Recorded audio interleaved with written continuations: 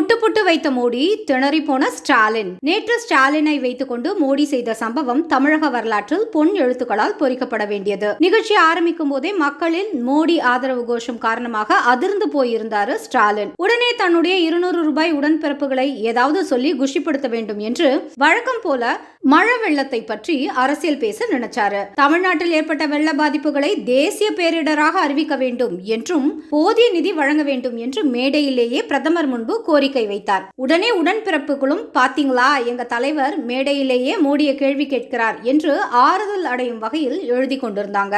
ஆனா அதற்கு அடுத்து மோடி செய்ததுதான் சிறப்பான தரமான சம்பவம். இதுவரை நீங்கள் ஆட்சியில் இருந்து என்ன கிழித்தீர்கள் என்பதை கேட்காமல் கேட்பது போல இருந்தது மோடியின் பேச்சு. தமிழகத்திற்கு என்ன உதவி வேண்டுமானாலும் அதற்கு மத்திய அரசு துணை நிற்கும் என்று சாஃப்டாக ஆரம்பித்த மோடி 2004 முதல் 2014 வரை தமிழகத்திற்கு வெறும் 30 லட்சம் கோடி தான் நிதி வழங்கப்பட்டது என்று மெதுவாக கியர மாற்றினாரு. அதாவது காங்கிரஸ் மற்றும் திமுக கூட்டணி ஆட்சியில் இருந்த போது தமிழகத்திற்கு கிடைத்த நிதி எனவோ 30 லட்சம் கோடி தான்.